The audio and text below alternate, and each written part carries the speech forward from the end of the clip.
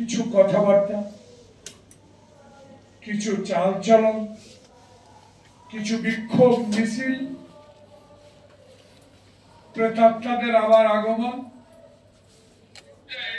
প্রেতাত্মারা আবার বসে বসে অর্থ দিয়ে তাদের সেই পুরানো গুন্ডা বাহিনীকে প্রস্তুত করা, নির্বাচন আগে দেশে একটি অশান্তি সৃষ্টি করা, এই প্রয়াসগুলো তারা আবার একত্রিত হয়ে চেষ্টা করছে। এই দিকে যদি এই সরকার, আমাদের সমর্থিত সরকার, ওয়াসিম মুগ্ধ খোকনের রক্তের সরকার যদি নজরে না দেন, তাতে আমাদের তো শঙ্কা হতে। তাই আপনারা এই নির্বাচন জাতীয় নির্বাচন নয়, এটাতে জাতীয় নির্বাচনে কোনো প্রভাব ফেলবে বলে আমি বিশ্বাস করি। বাংলাদেশের ইতিহাসে এমন এক ব্যক্তি,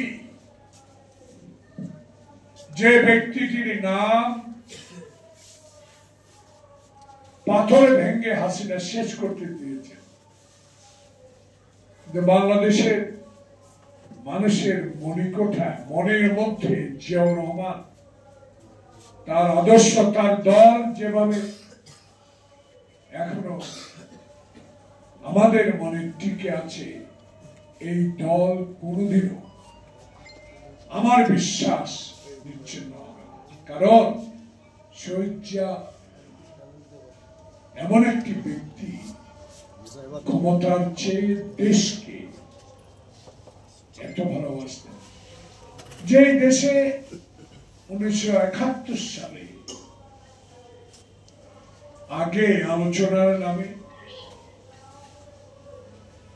ইস্ট পাকিস্তানের নেতাদের সাথে সময় নষ্ট করে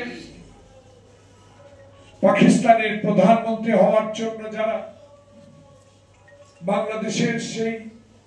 ওয়েস্ট পাকিস্তানের লোকেরা অস্ত্র ট্রেনিং করা সেনাবাহিনীর দেশে আমদানি করেছে, তাদের মনের মধ্যে ছিল ইস্ট পাকিস্তানের শাসন